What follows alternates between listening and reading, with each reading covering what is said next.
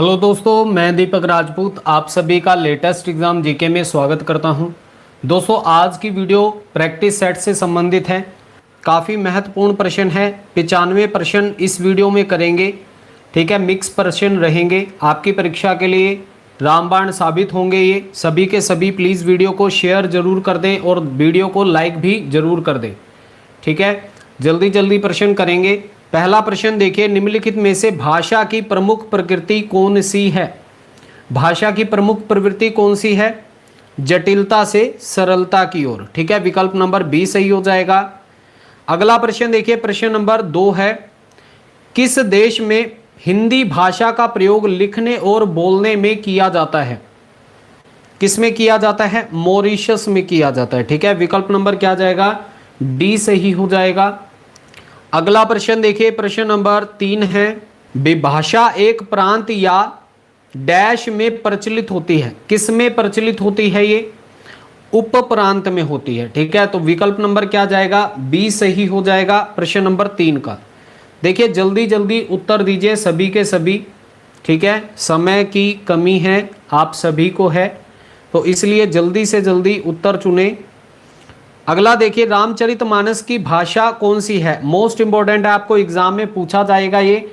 रामचरितमानस से संबंधित आप अच्छे से डिटेल में पढ़कर जाइएगा। एग्जाम में एक प्रश्न आपको इससे संबंधित जरूर पूछा जाएगा। विकल्प नंबर ए सही हो जाएगा। अवधी भाषा में ये लिखी गई थी। प्रश्न नंबर 5 है, हमीरपुर में कौन सी बोली प्रचलित है? कौन सी बोली है? बुंदेली। ठीक है, विकल्प नंबर क्या हो जाएगा? ए सही हो जाएगा प्रश्न नंबर 5 का। अगला देखिए, प्रश्न नंबर 6 है, राजमती इनमें से किसकी नायिका है? मोस्ट इंपॉर्टेंट है। ठीक है, किसकी नायिका है ये? बीसल देव रासो की।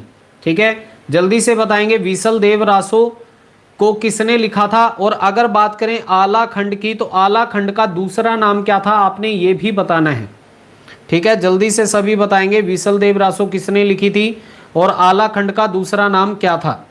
बहुत बढ़िया, नरपति नाहल जी के द्वारा बीसल देव रासो लिखी गई थी। और आला खंड का दूसरा नाम क्या है? परमाल रासो। सबसे ज्यादा जो आला खंड कहाँ पर चलती है? उत्तराखंड और उत्तर प्रदेश में। ठीक है, निम्नलिखित काव्य कृतियों में से किसकी रचयिता मीराबाई नहीं है?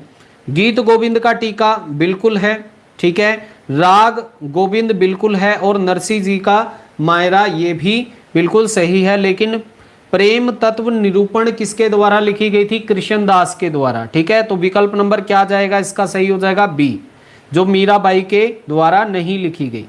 अगला देखिए, प्रश्न नंबर 8 है, मोस्ट इंपॉर्टेंट क्वेश्चन है, रीति काल के किस कवि ने अपनी कविताओं में रीतियों और त्योहारों के साथ जीवन को खूबसूरती के साथ मिलाया है?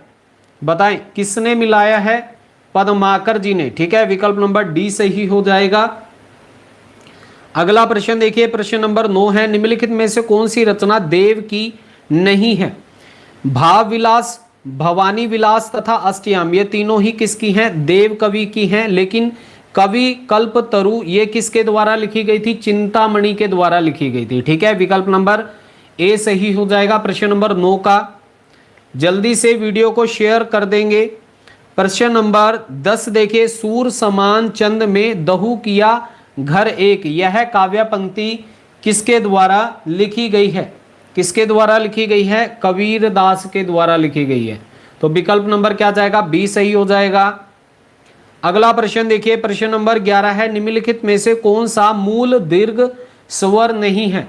मूल दीर्घ स्वर आपसे पूछा गया है। तो देखिए, अ, ई और उ ये तीनों ही हैं, परंतु ओ मूल दीर्घ स्वर नहीं है। ठीक है, विकल्प नंबर डी सही हो जाएगा प्रश्न नंबर 11 का। ओ कौन सा है? संयुक्त स्वर है। अगला देखिए, प्रश्न नंबर 12, निम्नलिखित में से शुद्ध शब्द आपने छांटना है, आगामी केंद्रित, अधीन या फिर दीक्षा। क्या उत्तर जाएगा? शुद्ध छांटना है आपने, तो क्या जाएगा? विकल्प नंबर सी सही हो जाएगा, अधीन। अगला प्रश्न देखिए, यथाविधि में कौन सा समास है? कौन सा समास है यथाविधि में? बहुत बढ़िया, अव्ययी भाव समास है। ठीक है, विकल्प नंबर बी सही हो जाएगा। अगला देखिए, हिंदू पूजे दोहरा मुसलमान मसीद है। किस किस कवि की ये पंक्तियां हैं? कबीर, नामदेव, रैदास या फिर सूरदास। प्रश्न नंबर 14 का क्या जाएगा? विकल्प नंबर बी सही हो जाएगा, नामदेव के द्वारा ये पंक्तियां लिखी गई थी। अगला देखिए प्रश्न नंबर 15 है, ज्ञानदीप के रचयिता इनमें से कौन से हैं? बताएं जल्दी से, ज्ञानदीप के रचयिता कौन है? शेख नबी हैं। ठीक है, विकल्प नंबर क्या जाएगा? डी सही हो जाएगा। अगला प्रश्न देखिए, महत्वपूर्ण प्रश्न की सीरीज आपकी चल रही है, सभी के सभी इसे शेयर जरूर करें। प्रश्न नंबर 16 देखिए, गोस्वामी तुलसीदास गोस्वामी के प्रादुर्भाव को हिंदी काव्य क्षेत्र में एक चमत्कार समझना चाहिए, यह कथन किस आलोचक का है?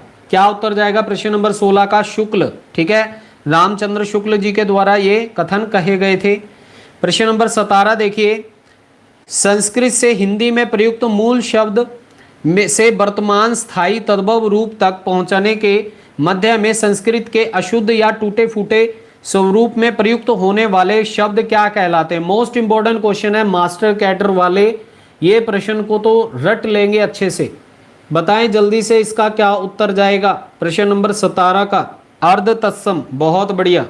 ठीक है, विकल्प नंबर क्या जाएगा? डी सही हो जाएगा। बहुत अच्छे।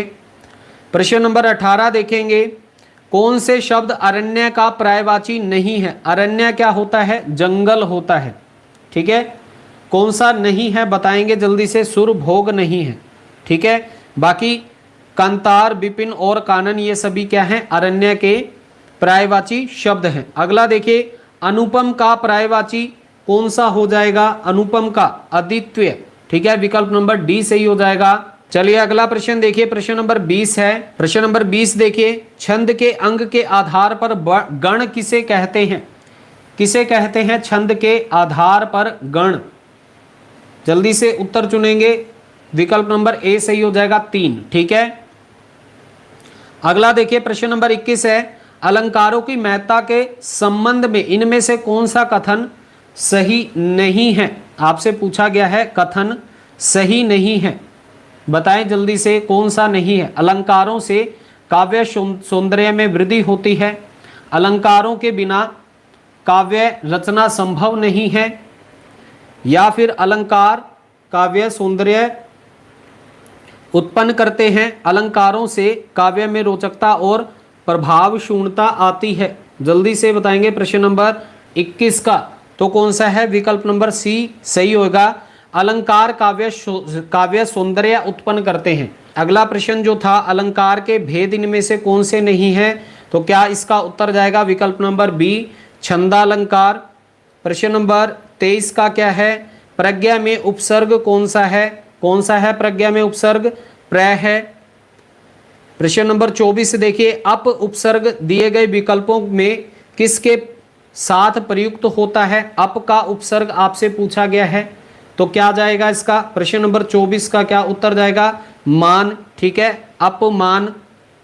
प्रश्न नंबर 25 देखिए, रासो वेश है रस से संबंधित इस कथन का उल्लेख किसमें मिलता है? तो किसमें मिलता है? तैत्तिरीय उपनिषद में मिलता है।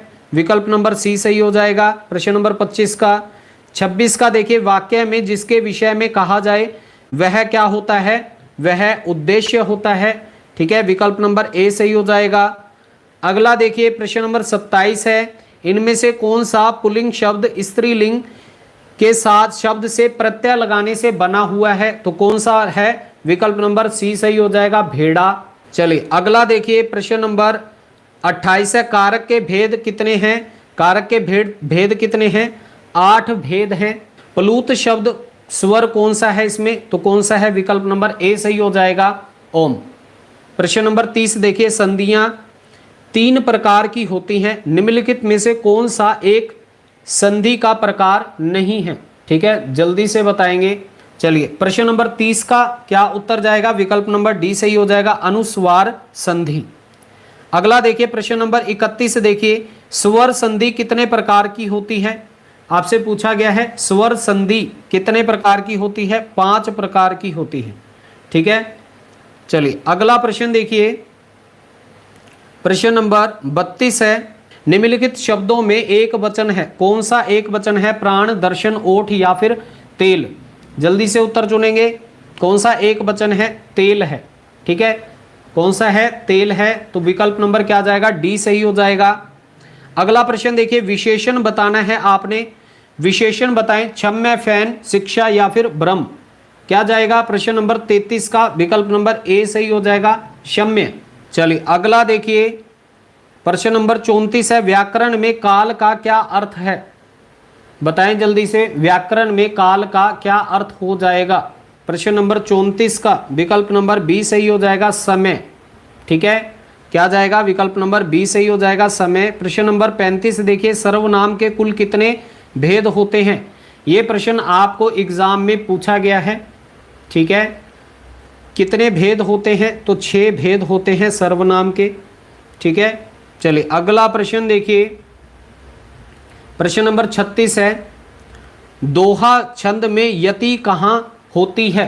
बताएंगे। छंद के अंत में, चरण के अंत में, 24 मात्राओं के बाद या फिर इनमें से कोई नहीं।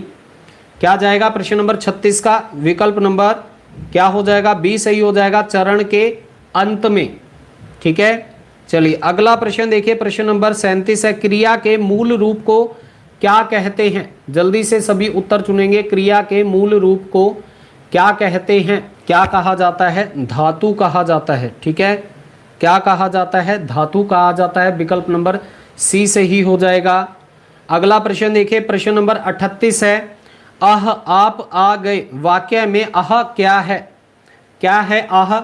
अव्ययी है, अव्यय है। ठीक है, विकल्प नंबर क्या जाएगा? सी सही हो जाएगा इसका। अगला देखिए, प्रश्न नंबर 39 है, निम्नलिखित में से कौन सा शब्द तद्भव नहीं है? दांत, अक्षर, अधर, आंख या फिर कान। क्या उत्तर जाएगा? जल्दी से चुनेंगे। कौन सा इसमें तद्भव नहीं है? कौन सा नहीं है? अधर नहीं है। ठीक है, विकल्प नंबर क्या जाएगा? बी सही हो जाएगा। प्रश्न नंबर 40 देखिए, जलना शब्द में प्रत्यय कौन सा होगा? जलना। जलना शब्द में कौन सा प्रत्यय होगा? तो कौन सा होगा? अना होगा। ठीक है, विकल्प नंबर क्या जाएगा? जल्दी से सही उत्तर चुन लेंगे। विकल्प नंबर बी सही हो जाएगा, अना। अगला देखिए, प्रश्न नंबर 41 है, वाच्य के कितने प्रकार होते हैं? मोस्ट इंपॉर्टेंट क्वेश्चन है, एग्जाम में पूछा जा सकता है। जल्दी से उत्तर चुनेंगे। बहुत बढ़िया, विकल्प नंबर क्या जाएगा? ए सही हो जाएगा, 3 होते हैं वाच्य के प्रकार। प्रश्न नंबर 42 देखिए, इनमें से संज्ञा शब्द कौन सा है? यह, जीना, पहाड़ या फिर पुराना। विकल्प नंबर सी सही हो जाएगा, पहाड़। अगला देखिए, प्रश्न नंबर 43 है, इनमें से कौन सा शब्द अरुण का समानार्थी नहीं है? अरुण का समानार्थी कौन सा नहीं है? सूर्य, सूर्य का सारथी, कुमकुम या फिर बिंब फल। बहुत बढ़िया, विकल्प नंबर डी सही हो जाएगा, बिंब फल। ठीक है, क्या उत्तर जाएगा? विकल्प नंबर डी सही हो जाएगा। चलिए अगला देखिए, प्रश्न नंबर 44 है, अज्ञा का अर्थ क्या हो जाएगा? जल्दी से सभी उत्तर चुनेंगे। अज्ञा का क्या अर्थ हो जाएगा? जो कुछ भी नहीं जानता या फिर जो कुछ जानता है। क्या जाएगा? विकल्प नंबर ए सही हो जाएगा, जो कुछ भी नहीं जानता। ठीक है, बहुत अच्छे, विकल्प नंबर ए सही हो जाएगा इसका। अगला देखिए, प्रश्न नंबर 45 है, इंपॉर्टेंट क्वेश्चन आपकी स्क्रीन पर है। ये प्रश्न भी आपको पूछा जा सकता है, लोक में प्रचलित उक्ति का मूल अर्थ क्या निकलेगा? बताएं जल्दी से, क्या उत्तर जाएगा? विकल्प नंबर ए सही हो जाएगा, लोकोक्ति। ठीक है, क्या जाएगा? लोकोक्ति। अगला देखिए, प्रश्न नंबर 46 है, अभिन्न का विलोम क्या हो जाएगा? अभिन्न का आपसे पूछा गया है। प्रश्न नंबर 46 का अभिज्ञ, यहां पर अभिज्ञ है, अभिन्न नहीं है, अभिज्ञ। ठीक है, इसे सही कर लीजिएगा। अभिज्ञ का विलोम क्या जाएगा? अज्ञ जाएगा। ठीक है, विकल्प नंबर ए सही हो जाएगा। अगला देखिए, आमरण में कौन सा समास है? आपसे आमरण में समास पूछा गया है, तो कौन सा है? अव्ययी भाव है। ठीक है, कौन सा है? अव्ययी भाव है। तो आप इसे महत्वपूर्ण प्रश्न है, अच्छे से कीजिए सभी के सभी, और प्लीज़ वीडियो को लाइक शेयर जरूर करें। और जो भी साथी चैनल पर नए जुड़ते हैं, प्लीज़ वीडियो को शेयर जरूर करें और चैनल को सब्सक्राइब भी जरूर कर लें। देखिए अगला प्रश्न देखिए, प्रश्न नंबर 48 है, हिंदी पत्रकारिता का जन्म निम्नलिखित स्थानों में से कहां पर हुआ था? वाराणसी, कानपुर, कलकत्ता या फिर जबलपुर? प्रश्न नंबर 48 का क्या उत्तर जाएगा? सभी के सभी बताएंगे कहां से हुआ था। ए विकल्प नंबर सी सही हो जाएगा, कलकत्ता से। ठीक है, कहां से हुआ था? कलकत्ता से। प्रश्न नंबर 49 देखिए, फणीश्वर नाथ रेणु हिंदी डैश के लिए जाने जाते हैं? किसके लिए जाने जाते हैं ये? जल्दी से सभी बताएंगे किसके लिए जाने जाते हैं? आंचलिक उपन्यास के लिए ये जाने जाते हैं। ठीक है, अगला प्रश्न देखिए, प्रश्न नंबर 50 है, इनमें से निम्नलिखित में से किसे नाटक और रंगमंच नाटक के लिए जाना जाता है? अमृतलाल नागर, हजारी प्रसाद द्विवेदी, बालकृष्ण भट्ट शर्मा, नवीन या फिर जयशंकर प्रसाद? जल्दी से प्रश्न नंबर 50 का उत्तर चुनेंगे, मोस्ट इंपॉर्टेंट क्वेश्चन है। विकल्प नंबर क्या जाएगा? जल्दी से चुनेंगे। यहां पर आपका प्रश्न का उत्तर गलत बहुत बार जा सकता है। इसका सही उत्तर जाएगा विकल्प नंबर ए सही हो जाएगा, अमृतलाल नागर। ठीक है, रेडियो नाटक और रंगमंच नाटक के लिए इन्हें जाना जाता है। प्रश्न नंबर 51 देखिए, निबंधों में प्रमुख प्रकारों में निम्नलिखित में से किसे नहीं सम्मिलित किया जाता? बताएं जल्दी से, निबंधों के प्रमुख प्रकारों में इनमें से किसे शामिल नहीं किया जाता? इसका क्या उत्तर जाएगा? प्रश्न नंबर 51 का सी सही हो जाएगा। ठीक है, सकारात्मक। अगला देखिए, प्रश्न नंबर 55 है, मैं बचपन को बुला रही थी, बोल उठी बिटिया मेरी, किसकी काव्य पंक्ति है? ये पंक्ति को बिल्कुल माइंड में फिट कर लें। ठीक है, बिल्कुल अच्छे से दिमाग में फिट कर लें। प्रश्न नंबर 52 को पूछी जा सकती है ये रचना, जो पंक्ति है। क्या जाएगा? विकल्प नंबर बी, सुभद्रा कुमारी चौहान। अभी तक इनकी कौन सी रचना पूछी गई है? पंक्तियां, खूब लड़ी मर्दानी थी, वो तो झांसी वाली रानी थी। ठीक है, ये आपसे पूछी गई है। लेकिन मैं बचपन को बुला रही थी, बोल उठी बिटिया मेरी, तो ये पंक्तियां भी आपने जरूर करनी है। अगला प्रश्न देखिए, प्रश्न नंबर 53 है, हल्दी घाटी काव्य रचना निम्नलिखित में से किस कवि की है? किस कवि की है? हल्दी कौन किसको प्यारी होती है? हमारे प्यारे श्याम जी को। ठीक है, हाँ जी, झांसी की रानी पूछा गया है। विकल्प नंबर ए सही हो जाएगा, श्याम नारायण पांडे। अगला देखिए, प्रश्न नंबर 54 है, महादेवी वर्मा द्वारा लिखित पथ के साथी, मोस्ट इंपॉर्टेंट क्वेश्चन है, किस साहित्यकार का संस्मरण इनमें नहीं है? आपसे पूछा गया है पथ के साथी में किस साहित्यकार का जो नाम है इसमें संस्मरण इसमें नहीं लिया गया है? किसका नहीं लिया गया है? तो देखिए दोस्तों, मैथिली शरण गुप्त, रविंद्रनाथ टैगोर और सूर्यकांत त्रिपाठी निराला, इन तीनों के ही लिए गए हैं, परंतु अयोध्या सिंह उपाध्याय अर्हियोद जी का नहीं लिया गया है। ठीक है, तो विकल्प नंबर डी सही हो जाएगा। अगला देखिए, प्रश्न नंबर 55 है, गोद लिए हुलसी फिरे तुलसी सोसुत होए, पंक्ति का लेखक कौन सा भक्त कवि है? मोस्ट इंपॉर्टेंट पंक्ति है ये। क्या उत्तर जाएगा? जल्दी से बताएं। बहुत बढ़िया, प्रश्न नंबर 55 का क्या जाएगा? विकल्प नंबर सी सही हो जाएगा, रहीम। अगला देखिए, प्रश्न नंबर 56 है, आचार्य रामचंद्र शुक्ल प्रेम आख्यान परंपरा की पहली रचना किसे मानते हैं? बताएंगे जल्दी से, किसे मानते हैं? मृगावती को मानते हैं। मृगावती किसके द्वारा लिखी गई थी? कुतुबन के द्वारा लिखी गई थी। और कुतुबन को ये क्या मानते थे? रामचंद्र शुक्ल जी सूफी काव्य परंपरा के प्रथम कवि मानते थे। केशव कहीं ना जाए का कहिए, पंक्ति के रचनाकार कौन से हैं? बताएं जल्दी से। देखिए, केशव अगर नाम सुन ले तो आप कहीं केशव ना लगाकर आ जाएं तो गलत हो जाएगा। ये किसके द्वारा कही गई पंक्तियां थी? तुलसीदास की। इंपॉर्टेंट पंक्तियां हैं। अगला प्रश्न देखिए, प्रश्न नंबर 58 है, निम्नलिखित काव्य पंक्तियां किस रचना की हैं? प्रभु जी तुम दीपक हम बाती, आपने अभी तक सुना है। प्रभु जी तुम चंदन हम पानी। ठीक है, यहां पर क्या पूछ लिया गया है? प्रभु जी तुम दीपक हम बाती, जाकी ज्योति बरे दिन राती। बहुत बढ़िया, क्या जाएगा? रैदास जी की ही ये पंक्तियां हैं। ठीक है, कंफ्यूज मत हो जाइएगा। अगला देखिए, प्रश्न नंबर 59 है, आधुनिक एकांकी के जनक कौन माने जाते हैं? देखिए, जितने भी प्रश्न अब आपको पूछे जा सकते हैं इस बार एक्सपेक्टेड हैं।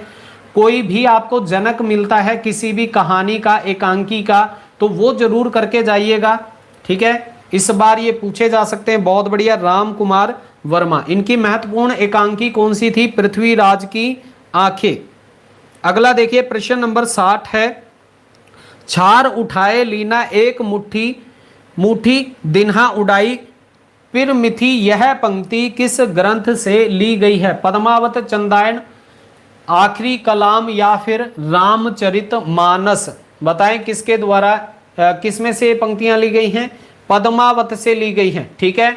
छार उठाए पद्मावत। अगला देखिए प्रश्न नंबर 61 है, नाथ संप्रदाय में हट्य का क्या अर्थ हो जाएगा? आपको हट्य का अर्थ पूछा गया है। कठिन साधना, अडिग योग साधना या फिर हठपूर्ण योग साधना या फिर विकल्प नंबर डी क्या जाएगा? बहुत बढ़िया, ह का अर्थ सूर्य और ठ का अर्थ चंद्र, दोनों का योग ही क्या कहलाता है? हठ योग कहलाता है, ठीक है। चलिए अगला देखिए, ब्राह्मण पत्रिका का संबंध निम्नलिखित में से किसका है? बताएंगे जल्दी से। ब्राह्मण का क्या है? प्रताप बहुत है। विकल्प नंबर ए सही हो जाएगा, प्रताप नारायण मिश्र जी। प्रश्न नंबर 63 देखेंगे। प्लीज वीडियो को शेयर जरूर कर दें जितने भी साथी जुड़ रहे हैं चैनल पर, ठीक है। Master cadre TGT PGT RPSC Uttar Pradesh TGT PGT के लिए महत्वपूर्ण क्लास है ये। पंजाब मास्टर कैडर के लिए भी बहुत महत्वपूर्ण क्लास है। निम्नलिखित में से कौन सी काव्य कृति राम कथा पर आधारित नहीं है? आपसे नहीं है पूछी गई है, तो कौन सी नहीं है? जल्दी से चुनेंगे। प्रश्न नंबर 63 का कौन सी नहीं है? महाप्रस्थान नहीं है, ठीक है। महाप्रस्थान किसके द्वारा लिखी गई थी? नरेश मेहता के द्वारा लिखी गई थी, ठीक है। और ये किस पर आधारित थी? जल्दी से बताएंगे।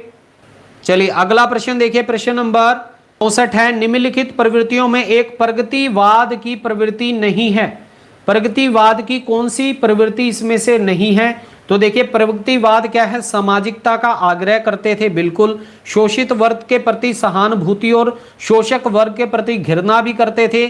जन सामान्य के प्रति लोक मंगल की कामना भी करते थे, लेकिन क्या है, उनकी धर्म, ईश्वर तथा व्यक्तिवाद में किसी भी तरह की आस्था नहीं थी, ठीक है। क्या थे वो? नास्तिक थे। तो विकल्प नंबर ए सही हो जाएगा। प्रश्न नंबर 65 देखिए, बद्री नारायण चौधरी प्रेम घन ने आनंद कादम्बनी का प्रकाशन कब किया था? कहां से किया था? बताएं। कलकत्ता, प्रयाग, मिर्जापुर या फिर ग्वालियर? क्या उत्तर जाएगा? विकल्प नंबर सी सही हो जाएगा, मिर्जापुर, ठीक है। आनंद कादम्बनी मिर्जापुर से। आखिरी चट्टान तक किस लेखक की रचना है?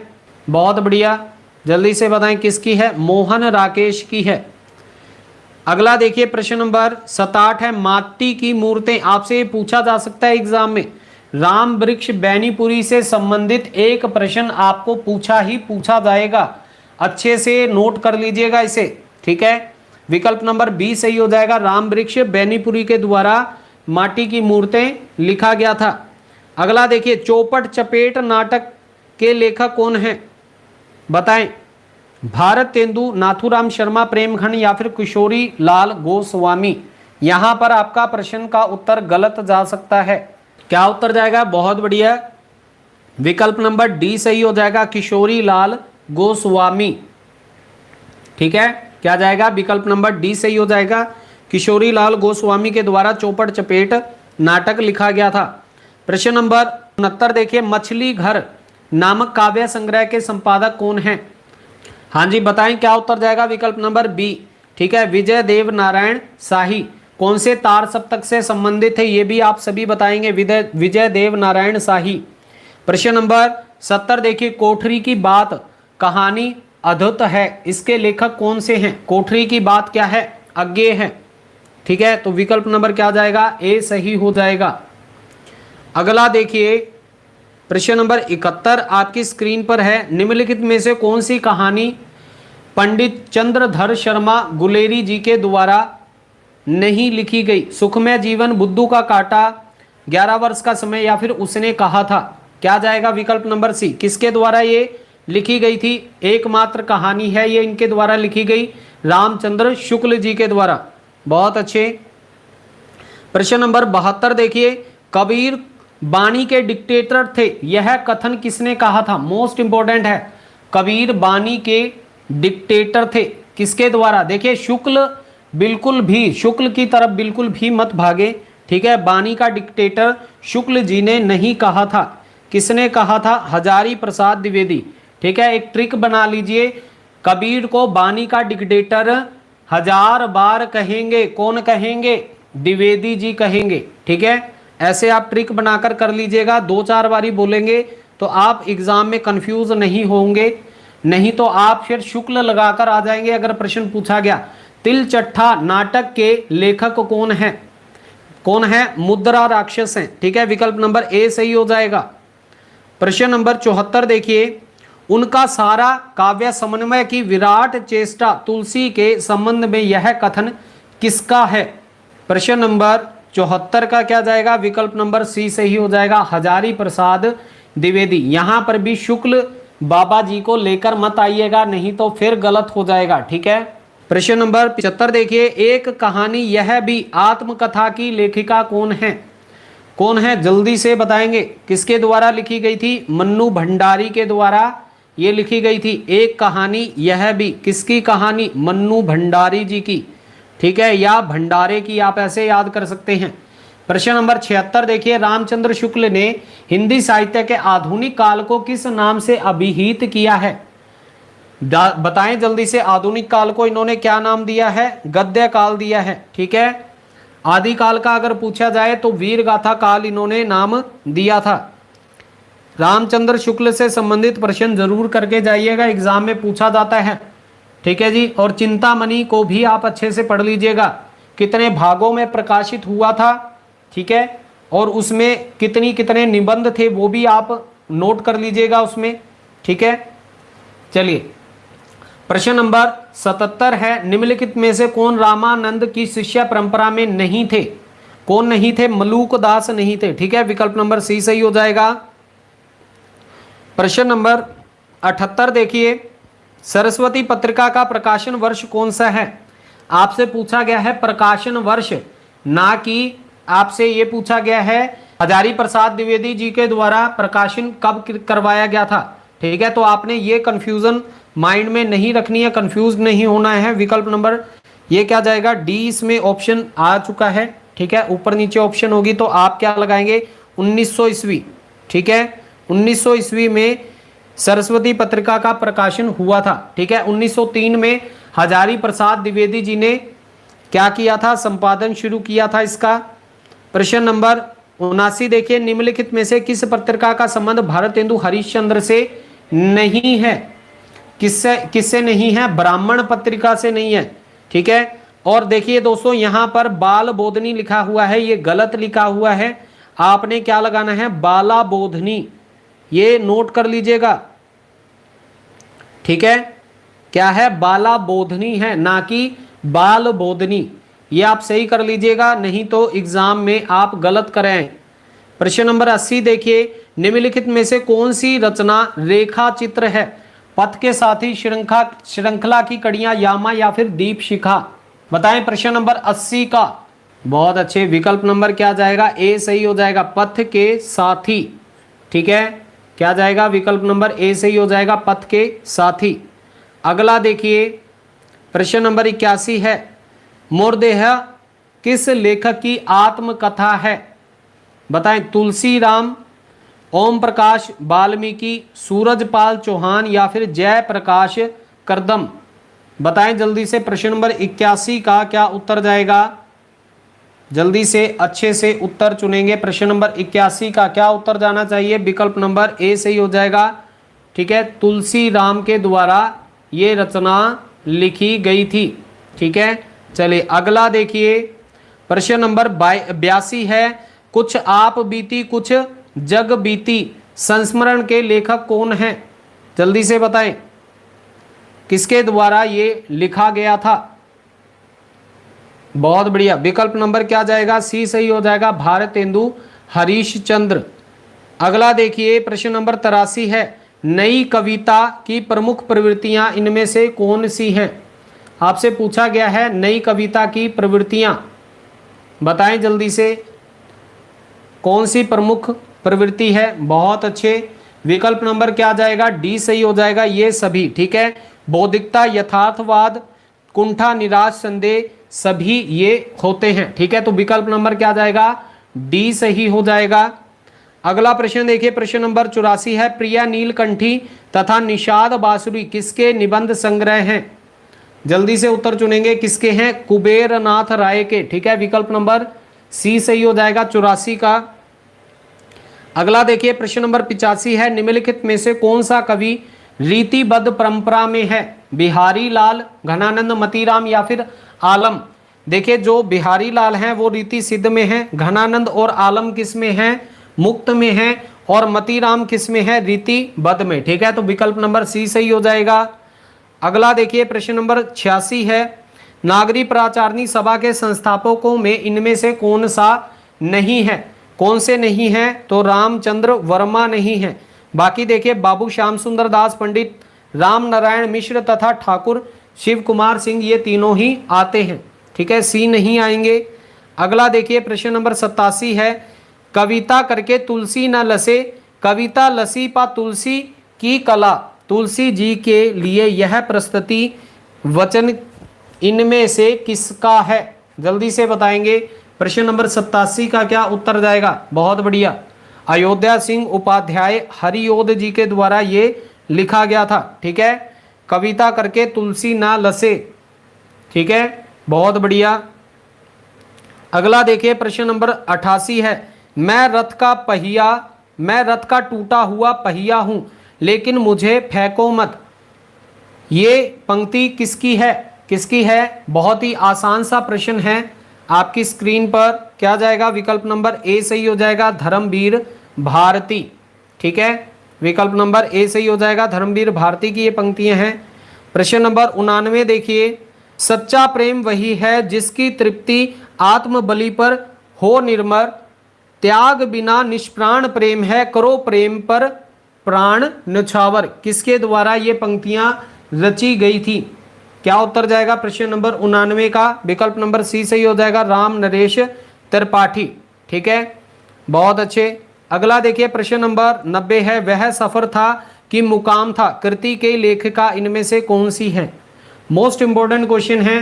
क्या उत्तर जाएगा? मैत्रेयी पुष्पा की ये महत्वपूर्ण कृति है। ठीक है, तो विकल्प नंबर क्या जाएगा? ए सही हो जाएगा, मैत्रेयी पुष्पा। ठीक है, बहुत अच्छे, बहुत ही महत्वपूर्ण प्रश्न है ये, सभी के सभी अच्छे से इस प्रश्न का उत्तर याद कर लेंगे। प्रश्न नंबर 91 देखिए, इनमें से कौन सा गलत है? आपसे गलत पूछा गया है।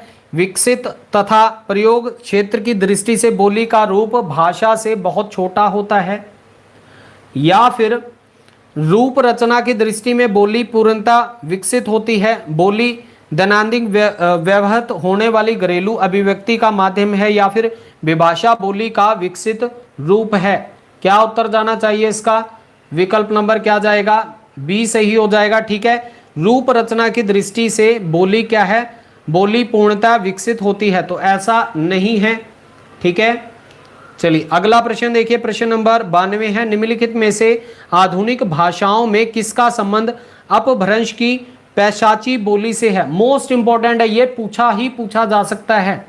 ठीक है, तो यहां पर आप कंफ्यूज मत हो जाइएगा। प्रश्न नंबर 92 में जल्दी से उत्तर सभी चुनेंगे, मास्टर कैडर वालों के लिए तो बहुत ज्यादा महत्वपूर्ण प्रश्न है। क्या जाएगा? विकल्प नंबर सी सही हो जाएगा, पंजाबी। चलिए बताएं, हिंदी की कितनी उपभाषाएं हैं? 2, 3, 4 या फिर 5? आपसे उपभाषाएं पूछी गई हैं, कितनी हैं? 5। ठीक है, तो विकल्प नंबर क्या जाएगा? डी सही हो जाएगा। अगला प्रश्न देखिए, प्रश्न नंबर 94 है, राजभाषा आयोग के प्रथम अध्यक्ष कौन थे? मोस्ट इंपॉर्टेंट है, कौन थे? जल्दी से उत्तर चुनेंगे। प्रश्न नंबर 94 का आपसे पूछा गया है, प्रथम अध्यक्ष कौन थे? बाल गंगाधर खेर। ठीक है, बीजी खैर भी इसको बोला जाता है। ठीक है, क्या बोला जाता है? बीजी खैर भी बोला जाता है। चलिए अगला देखिए, जो कि आज का हमारा इस वीडियो का अंतिम प्रश्न है, हिंदी की वैज्ञानिक और तकनीकी शब्दावली मूलतः किस भाषा की शब्दावली का अनुवाद है? ये प्रश्न भी आपको पूछा जा सकता है। क्या जाएगा? विकल्प नंबर बी सही हो जाएगा इसका। ठीक है, अंग्रेजी। तो ये आपके थे महत्वपूर्ण 95 प्रश्न। सभी प्लीज वीडियो को लाइक शेयर जरूर कीजिएगा। ठीक है, मिलते हैं अगली वीडियो में। जय हिंद।